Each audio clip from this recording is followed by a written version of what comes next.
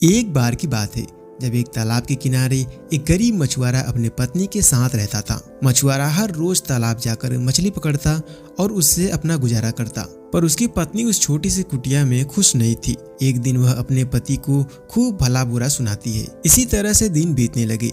एक दिन मछुआरा बड़ी मछली के तलाश में तालाब में जाता है, पर सुबह से शाम हो जाती है, उसे एक भी मछली नहीं मिलती। तभी अचानक उसके कटिये में एक मछली फंस जाती है जो वजन में बहुत भारी लग रही थी, पर वह एक छोटी सी जादुई मछली थी जो दिखने में छोटा और वजन में बहुत भारी होती है।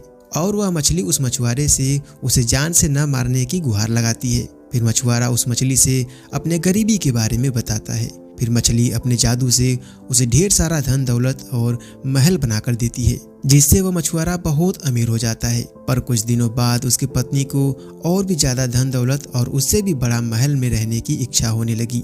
फिर मछुआरा परेशान होकर उस मछली के पास जाता है और उसे अपनी पत्नी की सारी बात बताता है। फिर मछली उसे और भी बड़ा राजमहल, नौकर चाकर और उसकी पत्नी को महारानी बना देती है। पर कुछ दिनों बाद उसकी पत्नी को उससे भी बड़ा राजमहल में रहने की इच्छा होने लगी। फिर मछुआरा भागा भागा उस मछली के पास जाता है और मछली से कहता है कि तुम मुझे ऐसा वरदान दो जिससे हम दोनों हमेशा खुश रहें। फिर मछली कहती है कि ठीक है, तुम अपने घर वापस जाओ, तुम्हें वह सब कुछ मिल चुका है जिससे तुम्हारी पत्नी और तुम हमेशा खुश रह सकते हो। उसके बाद जब मछुआरा अपने घर पहुंचा तो देखा कि उसकी वही पुरानी झोपड़ी वहां पर वापस आ गई थी, जिसमें उसकी पत्नी बहुत खुश दिखाई दे रही थी। मछुआरे को देखते ही उसकी पत्नी उसे गले से लगा लेती है। दोस्तों, इस कहानी से आपने क्या सीखा कमेंट बॉक्स में जरूर बताना। अगर यह कहानी आपको पसंद आई हो तो इस वीडियो को लाइक करके चैनल को सब्सक्राइब जरूर कर लेना। धन्यवाद।